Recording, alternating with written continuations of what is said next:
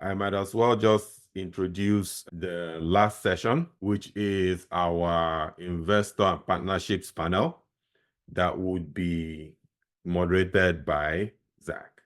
So I'll hand it off to you, Zak. Thank you. I'm just waiting for Ian to get started, trying to give him access. Just want to make sure that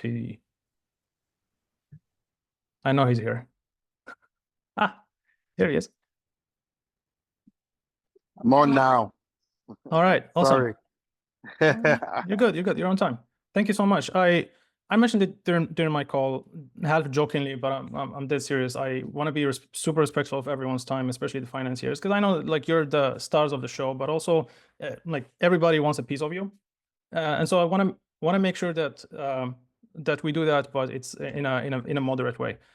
To kick this off, we have Bola, Ian, Nisrine, three very different profile, varied. Bola has a lot of extensive investment in global space. Ian, superstar Africa investor. Nisrine sits at this cross between.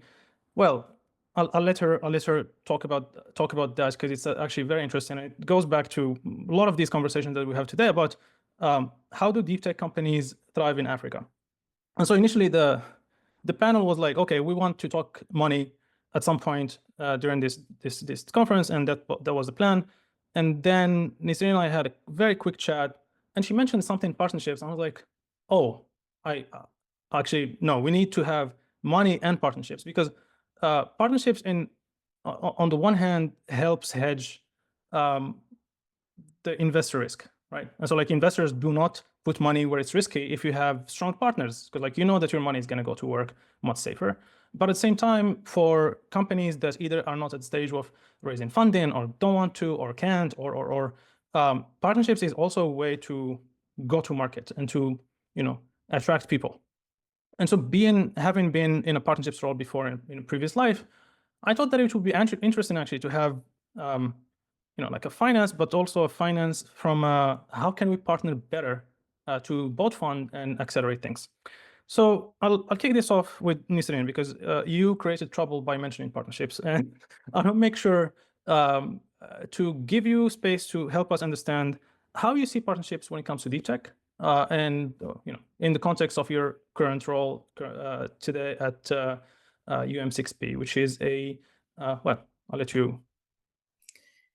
Thank you so much, Zak. And let me start by saying how thrilled I am to be part of this conversation and hopefully the community, and how thrilled I was to listen to your opening speech on all the psychological aspects that are much needed to address when we are supposed to be working together as the big continent that we are. I'll start by introducing myself swiftly. So I am Partnerships and Business Development Manager for the Entrepreneurship and Venturing Department within UM6P. UM6P is a university that was recently launched. Well, recently, it's in 2017, launched and backed by public-private industry funding, the phosphates industry, if you know of OCP. We are an R&D organization. Of course, we have different undergrad and postgrad programs with a specific focus on research and development in verticals and in challenges that are crucial for our continent. So agri-tech, health tech, fintech, and climate and food tech.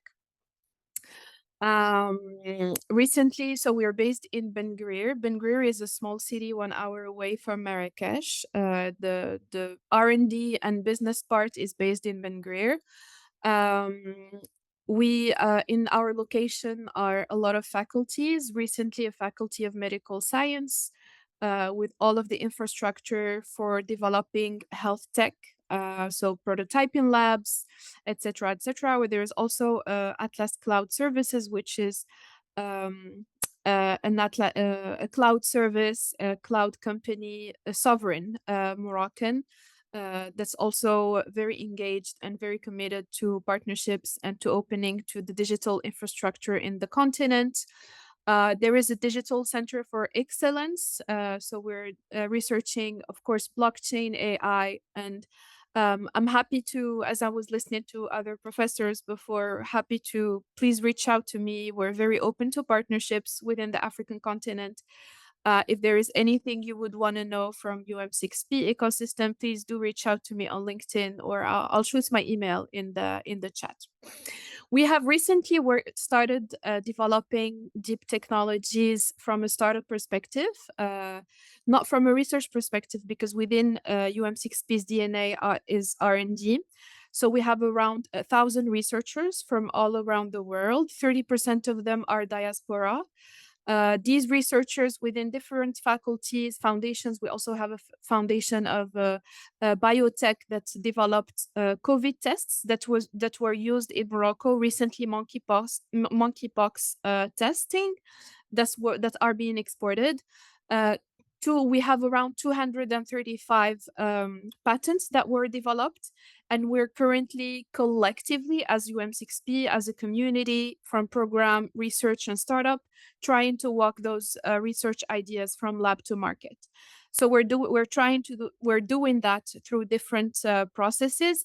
Partnerships is one of them, of course, programs and different support systems. One of them, of course, is the investment fund, is the investment arm that we've presented, Zach, a few months ago at the Valley, is UM6P Ventures. So this is just a big, like a presentation at large of what we do, what we try to do, what we aim to do, also in partnerships with the African continent stakeholders, and happy to dig deeper a little later.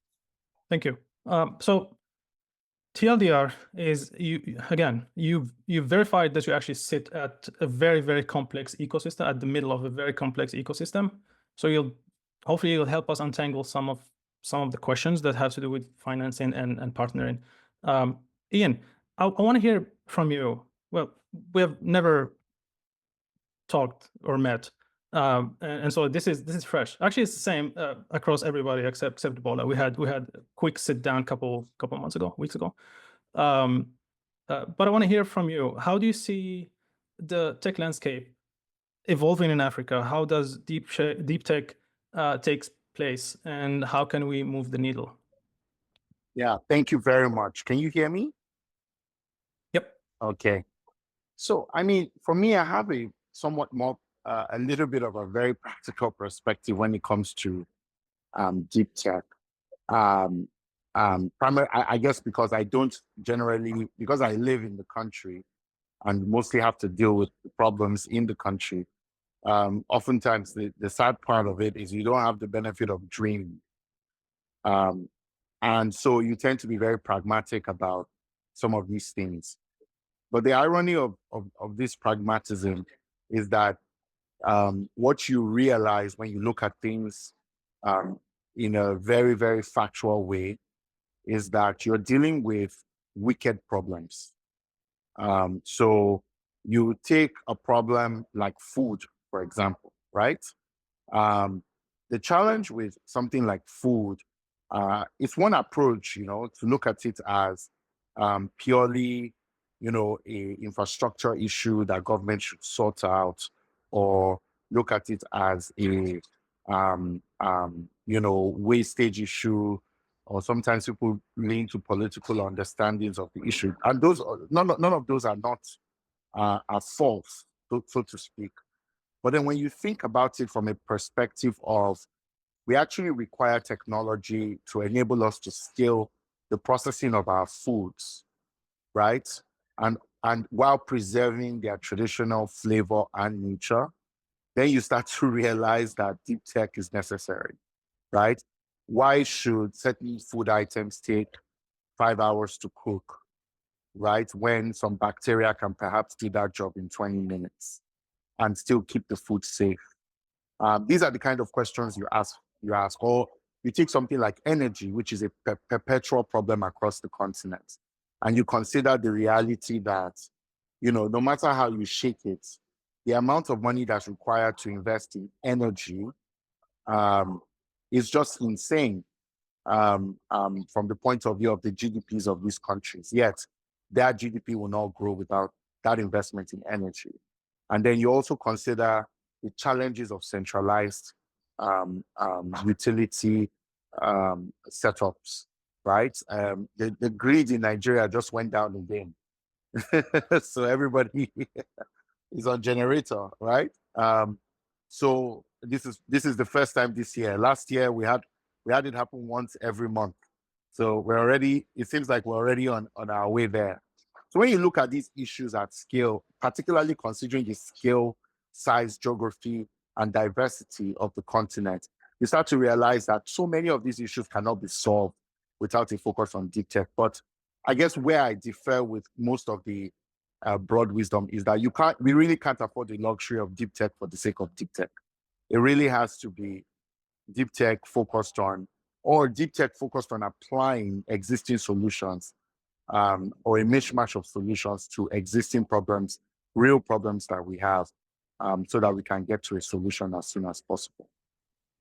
That's an excellent point. I think I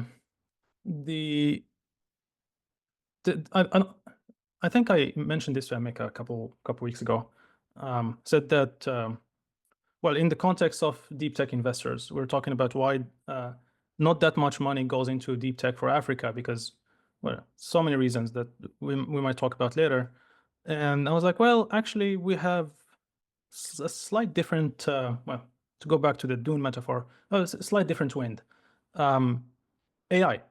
And so AI is kind of like a gateway drug to deep tech investors, because once you get into investing in AI or thinking about AI, you are serious about the entire stack, because you realize very fast that you can't really have an edge as an investor, as a builder, if you only think about one layer. So if you think about the software layer, you get stuck there. If you think about the the app layer, you get a different company that builds better than you. But if you think about the entire stack and own the entire stack, then it becomes interesting. So that's why I see AI as a gateway drug to deep tech at large. And so, Bola, I want to get your perspective, because you're focused on AI, but your background has been not just AI. And the focus in AI and AI Fund, I think, is super strategic because, well, obviously you work with Andrew Ng, which, it's like a super high profile guy, driver of this generative AI conversation, and someone that a lot of people look up to. So you've drank from the source, so to speak. Tell us, what do you know? Really broad question. In terms of what I know. Well, what I know when it comes to just like specifically, how does AI play a role in deep tech investing and the role of partnerships at large? Sure.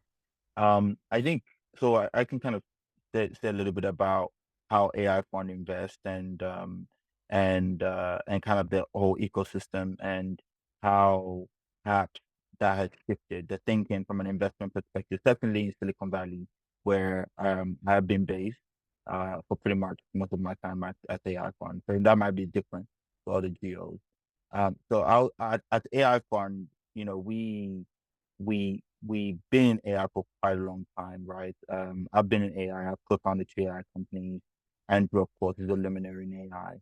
But our approach to investing is actually pretty it's pretty contrarian, or it's becoming less contrarian. It's becoming less contrarian over time. And our approach to investing is that we believe that where as investors, the best place to kind of put your capital, and we made this decision really, really early, is in the application layer. We in the application layer and a little bit in the kind of tech infrastructure layer. And the reason why we came to that conclusion is that we felt that at the deeper layers of the stack, apart from the NVIDIAs of the world, there isn't a real kind of major sustainable moat in that sense. Because if you think about it, OpenAI releases something, then very quickly Anthropic releases something that's slightly better. Very quickly someone else releases something that's slightly better. So, and those companies have, and Google, of course, released something that's slightly better, Llama, and so on. So it's so competitive at that stage, at that layer, that from an investment perspective, we felt that there isn't really a moat. It's about capital. Capital is, of course, is knowledge for sure, but it's really capital and compute. So from our perspective, we focus almost exclusively on the application layer, and a kind of a key part of our strategy is that so at AI Fund we're really a pre-seed investor, pre-seed incubation. So we would incubate companies with folks, would kind of do incubations and then do pre-seed investments. So I think and our strategy is essentially this. We believe that on the application layer, the winners are so there won't be any differentiation. The application layer, the winners are those that have really deep domain expertise in that specific category and are proven executors. So it's basically like the days of SaaS, the classic days of SaaS. So ironically, on the application layer, there's not that much deep tech, especially unless for specialized applications. So our approach is to partner with leading domain expertise that are non-deep tech, and then we provide the AI, they provide the specific domain expertise, and we build something. And so we'll partner with maybe a proven entrepreneur in the healthcare space who almost knows nothing about AI but understands healthcare really, really well, or somebody in the fintech space, or somebody in the insurance space, or somebody in the GovTech space, and we provide the AI. So our approach is basically, I tend to agree with Ian. I've seen a lot of deep tech with deep tech stake. It definitely has to start off with, what problem are you solving, and how do you solve that problem? For 99% of things, obviously there's that 1% where you create something truly transformational, but that right now I think is in the minority. So yeah, I'll say that's kind of how we think about investing. I'll say from a investing perspective, we do partner with a lot with corporates. So I'm happy to talk a little bit about that, what I can share. We partner with corporates to incubate some of our companies, and those incubations, actually, the corporates themselves, if it's set up right, bring some unique advantages to those companies that give them a little bit of a unfair advantage, at least in the early stages, in the first few years. So that's an overview of how we think about investing at AI Fund, and kind of some of our partnership activities. Thank you. This is super helpful. I'm gonna anchor with what you just said. If incubation goes well, I've seen different types of incubation. I've seen big tech incubation. Like big tech realizing like, oh, the market outside is moving super fast. Let's grab like some talent and start like V teams and all of that. Never works because like a lot of safety nets there. I've seen universities attempt incubation, but I'm not an expert. So this is where Nisrine comes. I want to hear your perspective on what do you think the ideal incubation mode looks like? And is that what you're using at UM6P? Because again, you have the OCP group, which is a mega company, phosphate. You have the university that basically pipes funds and talent and incubates some of that talent. And then you have the VC arm out of the university that invests in that talent, but also outside. So this is very complex. But I've seen enough companies go through this thing in 4 years, which is somewhat like impressive.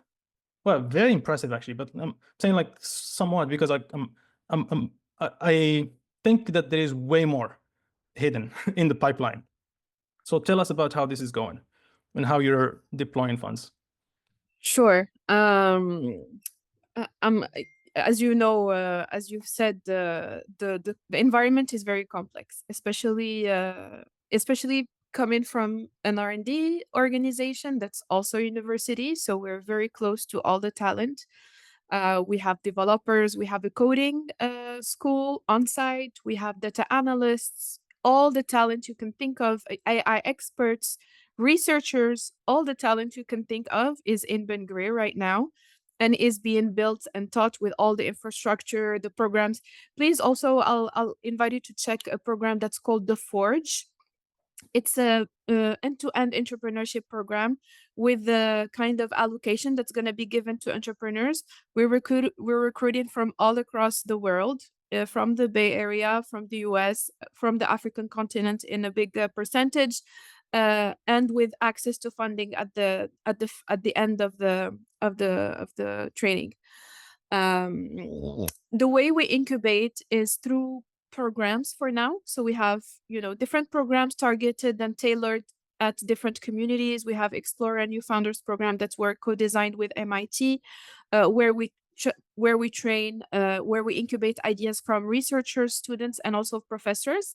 And this within the whole Moroccan community, Moroccan R&D community. So we have researchers from other faculties, for Faculty Mohammed V, various universities come to UM6B in Ben Gurion and incubate their ideas. There is the second element. So besides from the program, there is one critical element that we try to work on is the prototyping infrastructure. We have very well developed prototyping infrastructure in terms of digital, agri. There is a green energy park. For every vertical, there is a kind of a support system that's very developed tech-wise. And that allows researchers and entrepreneurs to test. So as of now, it's been done only for UM6B staff and researchers, but we're co-designing with other entities programs that's gonna expand the outreach. So the university, the way we think of it, is a laboratory for African challenges, right? So we can't do things on our own. So we co-design programs to allow for that openness and the diversity needed for it to happen in Ben Gurion or elsewhere with the contact to Ben Gurion. For the early stage investment arm, UM6B Ventures, we have a portfolio of around 29 startups. 30% of them are deep tech. One of the success stories is Deep Echo. I'll invite you to check also Deep Echo story. There are a couple of stories told on YouTube by a diaspora member who used to work in finance, who partnered and teamed up with the radiologist, both Moroccans, both used to work internationally, and who funded or who launched both of them an AI-based radio to detect prenatal dysfunctions. They're currently getting the approval of the FDA. They have an accuracy of 95%, and it's typically the innovations that we're looking for, with the openness, of course, to Moroccan and African diaspora, and with the partnership between two expertise.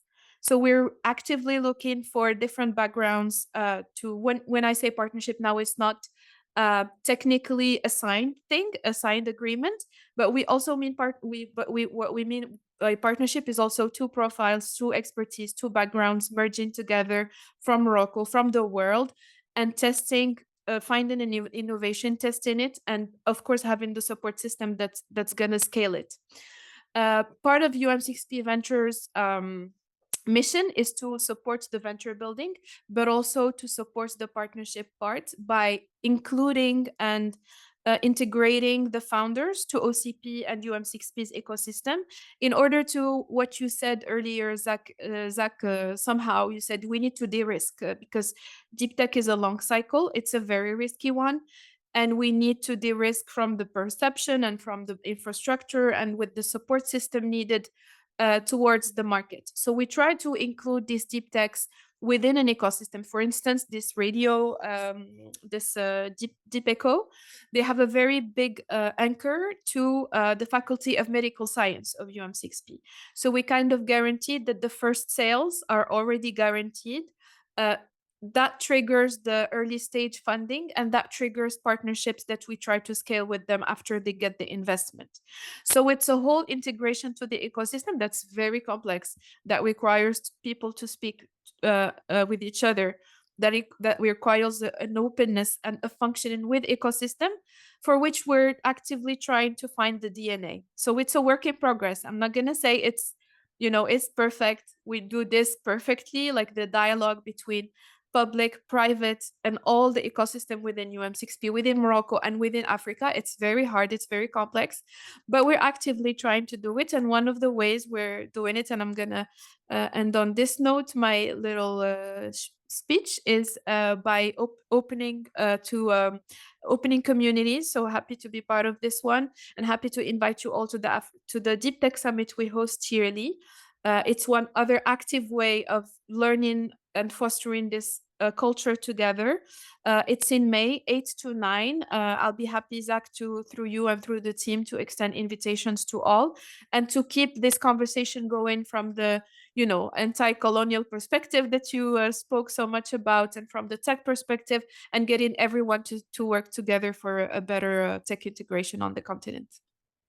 Is that an invite to host the ADTC in-person event? Absolutely, we'd be happy to be partner with you first and host the sessions you would want to host. Happy. Awesome. We have a lot to discuss after. Yeah. No, I'm always looking to sign people up in public for things. I learn from one of the best. If you get the joke, you can message me. So you mentioned, well, your definition of partnerships is, I like this a lot, because that's basically like how I used to do partnerships at Facebook, Meta, back in the day, which is, there was the traditional way, which is, hey, you go sign a bunch of paperwork, do a lot of due diligence, send a bunch of money, onboard the vendor, takes ages. But we had this performance cycle, like 6 months. And so like you have to do things. And so part of doing things is like you take shortcuts by handshake deals. As long as there is nothing weird in it, you're like, hey, this is what we're doing. This is what we're doing. Are you aligned? I'm aligned. And then, the legalese stuff can run in parallel to not be a blocker to the main thread. And so I like that a lot. And I feel like it's a way, or from an African context, it's one way to do things faster, because we don't have, one, unified legal frameworks across the continent, and two, we have historically been a trade society. And so like we've been doing handshakes for way longer than legal language existed and Latin existed. And so back to you, Ian, if someone comes and like, hey, I have this big deal with this company or this government and yada yada, and basically the company, government, university is backing that startup because they see a need, but at the same time, the startup is ready to scale. What's your typical due diligence there? Like, do you look for actual product market fit, as in like, hey, do you have customers that are outside the ecosystem, or how would you pick such an opportunity, just like from your pragmatic standpoint? Yeah, I mean, we get into that situation quite a bit, especially because of the way we invest. So I primarily run Accelerate, which is basically an accelerator that helps founders get to $1 million in revenue. It's a zero equity accelerator. And that is where we prepare founders. And that's what I mostly spend my time on. But the group has a fund called the Fund for Africa's Future. The Fund for Africa's Future actually invests typically between $100,000 to $500,000 in founders that are haven't yet made $1 million or just at the cusp of making $1 million, and they understand their customer and they need capital to meet their customers' needs, right? We don't usually look for product market fit like it's a magic formula. We look for founding teams that deeply understand their customer and why they buy. And then we try to understand with them. So we try to go on that journey with them where we uncover a shared unique insights. That is us and the founding team. And we see that shared unique insights in action. If the logic of that shared unique insights actually works, we'll know very quickly that we will have product market fit, or that product market fit is a function of additional particular kinds of resources, whether that's access to markets, i.e. the sales or business development person who can walk into a particular room and talk or walk that walk, talk that talk or walk that work, or it's just capital that is required. The other thing that we spend time on is understanding the unit economics of the business, but not just from the company's perspective, but from the customer's perspective. How does this reduce, how does this lower costs or increase revenue, accelerate revenue? If it doesn't do either of those two things, we're out, because we know the purchase isn't based on not logic, but on novelty, and we don't do novelty. And then the most important thing, actually, ironically, is the character of the founder and the amount of love they have for their customer. And that is something that takes time to observe, which is why, actually, I would say right now, 100% of our deal flow comes from the accelerator. So we may understand logically the unique customer insights that drives your business. We may understand the unit economics down to the ninth, but if we do not see your customer obsession and sense of urgency at play within a 10-week period, we then we know we're signing up for a different kind of job. And for us, because we're so revenue focused, as opposed to fundraising focused, we know what works faster than most other people, because it's not about how much money you raise, but it's about how much revenue you make. So that's generally how we operate as a fund. That reminds me of something that Mike Maples from Floodgate Capital says, where he has this theory that the best founding teams are conspiracies, which is a mix of they know something the rest of the world doesn't know, but also they are so certain of what they're doing that it's like, it just shows. Like, you sit with them and you're like, oh, wow, okay, this guy is doing something that looks very different, but they're doing it from a point of conviction that almost makes it feel real. And so you sit down with these founders and you get it. I'm just gonna like drop a name here. Maxwell from TerraHaptics. First time I chatted with him and his co-founder, they're building drones in Nigeria, in case you were not aware of the company. And well, not just drones, like all sorts of robotics for defense and for interesting frontier use cases. And you can just see the passion.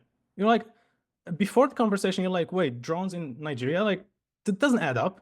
And you sit down and you're like, oh, actually, it adds up a lot more than I thought, for so many reasons. I'm like, not gonna get into that.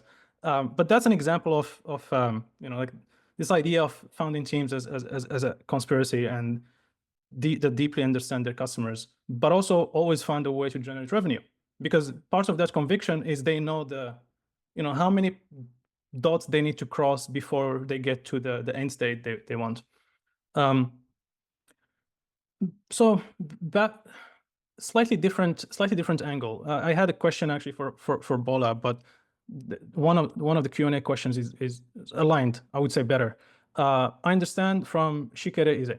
I understand why the application layer may seem more attractive. What criteria do you use to determine which AI applications are worth investing in, and how do you measure their potential for success? Which is kind of like a flip side of what Ian just talked about. But I'm curious to hear your perspective, like why the application layer, and yeah, how do you determine what's a winner, or do you have any telltales to see what's a winner, especially taking into account that the world is super fast moving. Well, the sand dune is fast moving and you know, shape shifting by the day. And so the answer to this question, I'm not going to lock you into one answer for this question. I just want to test what the answer is today. So I think, again, you know, as very early stage investors, a huge part of what we do is backing the founder. It's all about the founder, or a significant aspect of it. Often, sometimes you have tenants of product market fit or tenants of traction, and something drastically changes in the market, and now they have to find something. So putting that aside, but I'm happy to comment on that. It's pretty big. But looking at the application, looking at kind of the use cases, I think there are a couple of things that I look for in good use cases. I think number one is Does it, like like you mentioned, does it reduce cost or generate revenue? That's fundamental, right? Or there are other things, the other aspects as well. But does it solve a key KPI? Then you're kind of distilling it down. Does this solve a key KPI? And I'm mostly talking about B2B applications. B2C is completely different. And by the way, I think that was a huge $100 billion opportunity. But just focusing on B2B applications, does the application solve does this solve a problem? In fact, not even a problem. Let's distill it down. Does this solve a metric that an executive is getting their bonus on?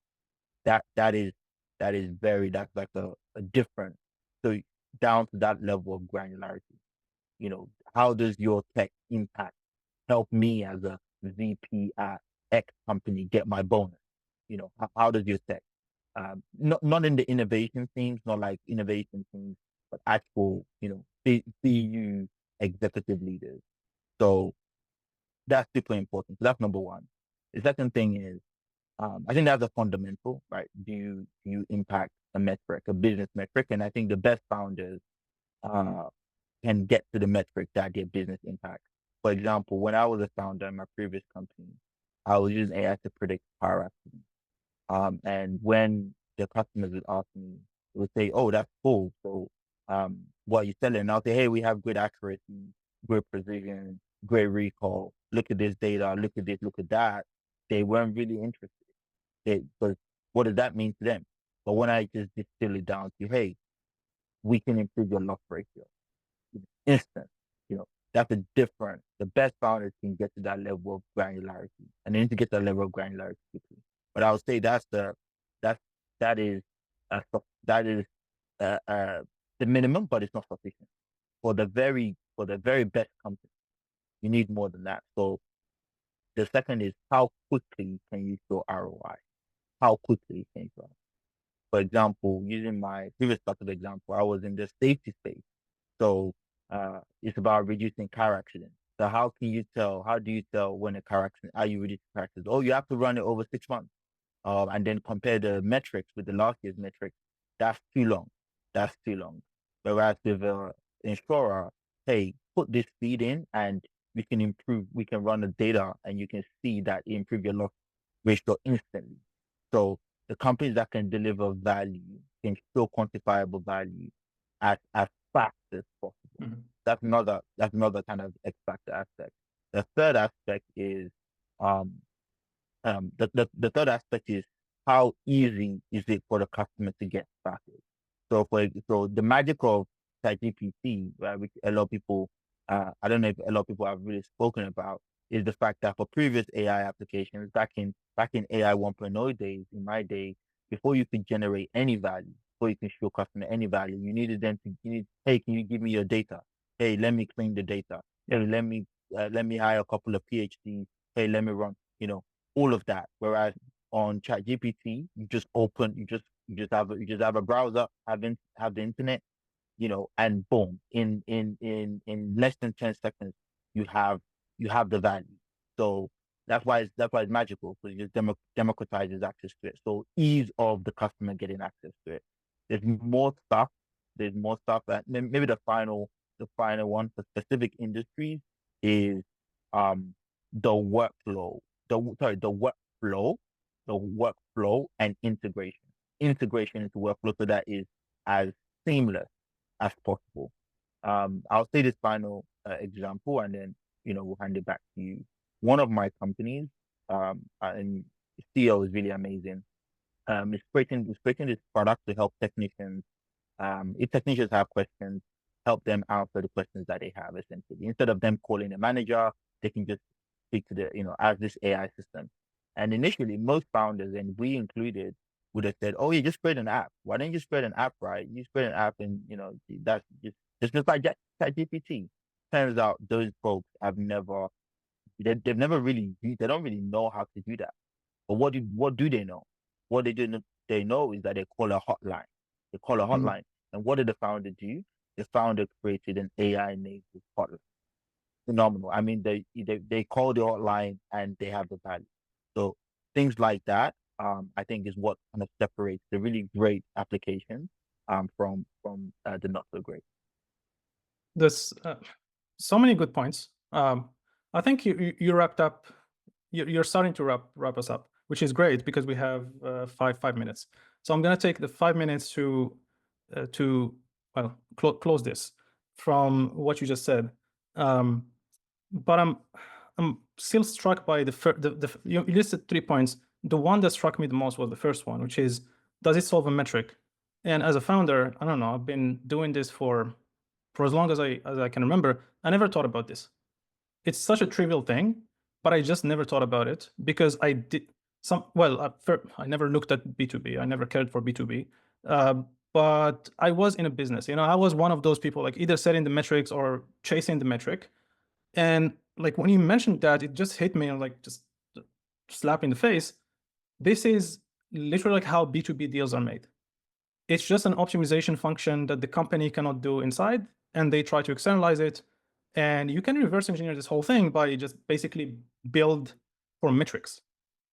So this is like my 2025 investment thesis: building for metrics, if building for businesses or business users. This was excellent. There's two questions in the Q&A that I want to go over. The first one is, and I'll open it to anyone who wants to respond. And please, we'll make it brief. It is often very difficult to understand what idea can work, how impactful it could be to address clients' need, and quite frankly, if it's worth the risk. Yes. How do you know you are ready to leave your W2 for non-US US employees is basically like means you have a 9-to-5, and go the tech entrepreneur route. If any of you has experience in this, either left your W2, great. Otherwise, I can speak to this. Who wants to go?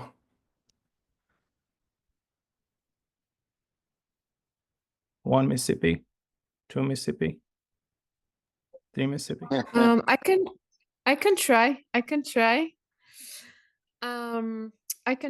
and with a disclaimer that I'm not an entrepreneur. I am on the W2 side. So Okay. We'll make it very brief then. You get 5 words. A support system is important to back you up. That's all I can say. Good. Very good partnerships response. Ian, you wanted to say something there? Well, I noticed that Mr. Fibo wanted to answer the question live. I think he just flagged. No, I think he just flagged. He just flagged for us. Yeah. Well, no, what I would say is, you're ready to leave your 9-to-5, and I speak as somebody who's never had a 9-to-5, so I think you'll be ready. Way more legit, Ian, than I am. Way more legit. No, I don't know what it feels like to leave your 9-to-5, so that's the problem here.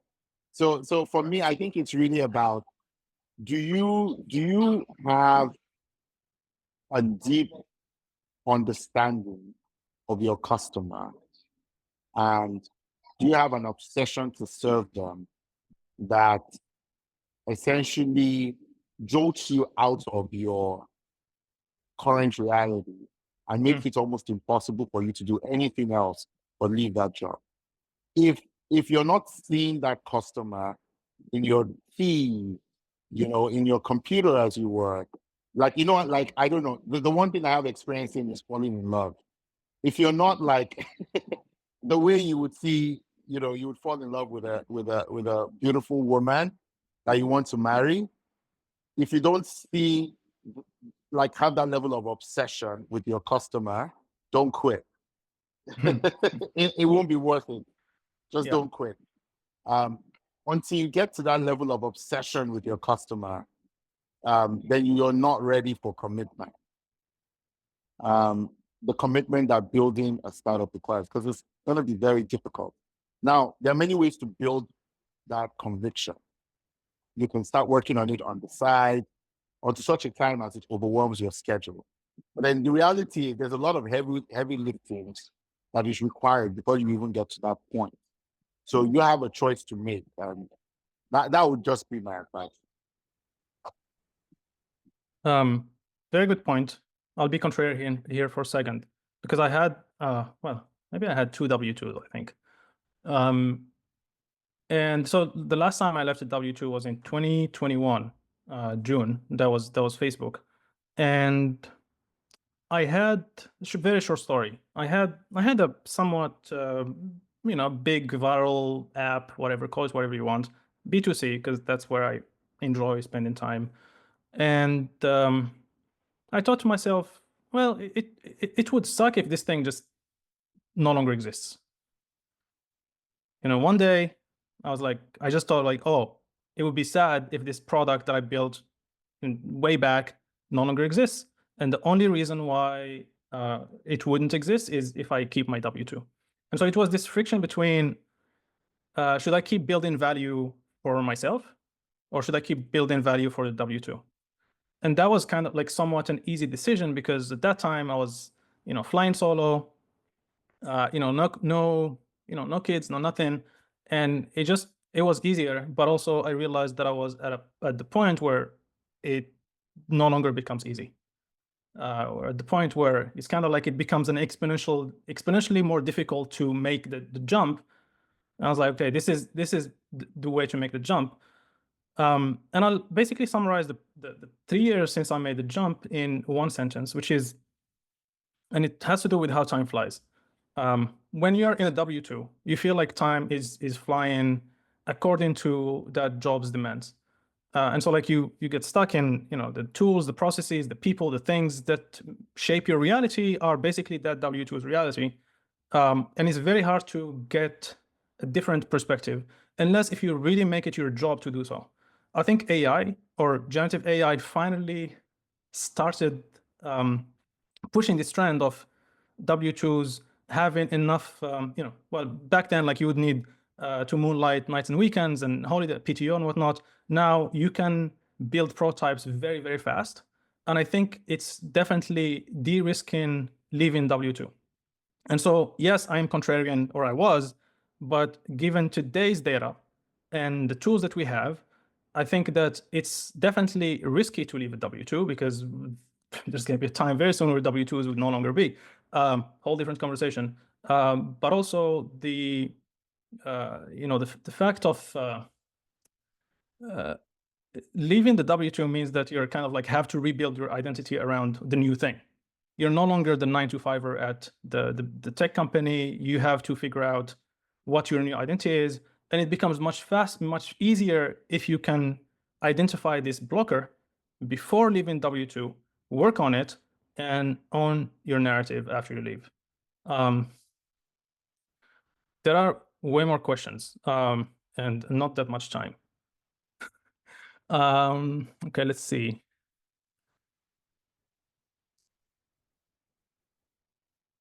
Ian, if you're investing in US dollars while the founders are building a product for a local market with customers paying local currency in Naira, for example, how do you measure your return on investment as an investor? Very good question. Yeah. I mean, for me, so I invest in technology companies, so I don't expect them to build for local markets. I've just never been caught in that trap. I expect them to leverage local resources to build, and I expect them to experiment first with the local market, but I don't expect them to build for just a local market. I mean, that's what they're doing, and they're not following the strategy. They're probably dealing with that for that. Our biggest wins have consistently been the companies that have managed to grow global. So that means that they start off in the local market, they experiment in the local market, but they understand a customer archetype so well that they're able to scale demographically rather than geographically. And that takes different formats. I'll give you a practical example. We invested in a company called Move, M-O-O-V-E, and Move basically started out with Lagos Uber drivers, financing cars for Lagos Uber drivers. Today, Move is Waymo's largest fleet management partner because they're helping Waymo scale their fleet by asset financing and managing remote fleets. So that is and Waymo doesn't have any drivers. So the model is even cheaper. Can Nisrine? I add something to what Ian is saying? Please, yeah. Global markets is a very important thing, and I maybe touching on the psychology perspective. I think growing up in Africa and being embedded in all this narrative, we don't see the grandiosity of the world as it is, and it's important to build narratives that open more our minds and feel more powerful into tapping into that potential that the world has. From a partnership perspective, what we try to do when discussing with other VCs is opening, of course, each other's portfolio startups, but also opening markets for each other's portfolio startups. Like, for instance, if we're talking with a VC in South Africa, well, we're telling that VC and they're telling us as well, because it's a reciprocal approach. If your startups want to settle in Morocco, please consider us as a bridge for Moroccan markets and vice versa. So this is very important. It's very important to conceptualize through partnerships, openness to markets and to other markets, thanks to networks on site. Awesome. Thank you. There is, I want to be mindful of time. It's 8:45 where, well, actually 3 of you here are, well, except Bola, it's like 1 hour before, I think. There are 2 more questions in the Q&A. We can take them aside. This was supposed to be a scratch in the surface of the investment and partnerships and collaboration potential for African deep tech and African tech at large. I think it's, again, as I said, like this is beginning the conversation. These are conversations that we kind of have on the side and behind, well, quote unquote digital closed doors. Once every month, we dive even deeper, like very, very focused conversations. We'd love to have follow-ups, specific follow-ups to some of these things, like even like practical. So much to do. I can, if you want, you can say super short closing. One takeaway for, or actually, let's make it easier. What's one takeaway for founders or potential founders or W2 employees currently watching and are thinking, oh, there might be something interesting in these past 4.5, 5 hours?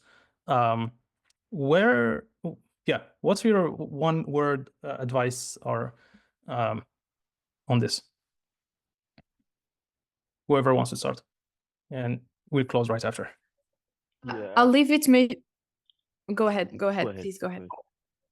I think, the reason why I didn't really comment on the W2 aspect is I think that's how you're an entrepreneur. It does take, there is some faith, and I think often people over quantify the risk of being an entrepreneur. It's actually not that risky. And you learn a lot. So I would say do it. That idea, do it. You will fail in that idea, you get better second one. Good idea, do it. Good idea, do it. Go out and do it. And I think how you know well, entrepreneur is that you do it. There's loads of excuses as to why you can't do it. Oh, I have this, I have that, I have this, I have that. Obviously, if you have family depending on you, like real stuff, don't. But generally, a lot of it is just excuses.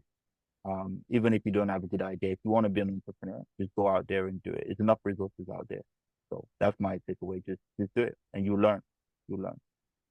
Awesome. Really awesome. Next, Nisrine.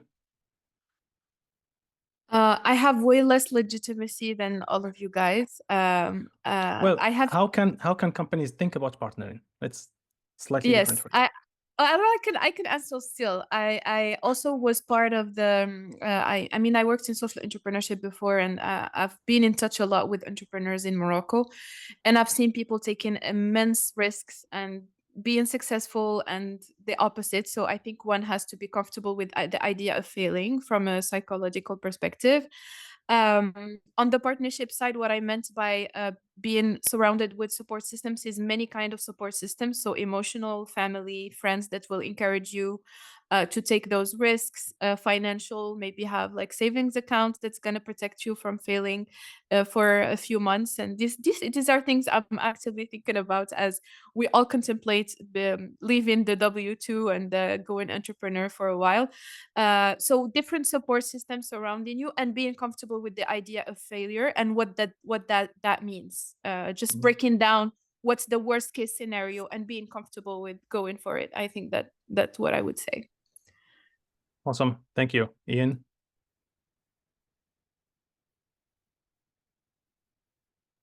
I think for me, I just think there's a need for more deep tech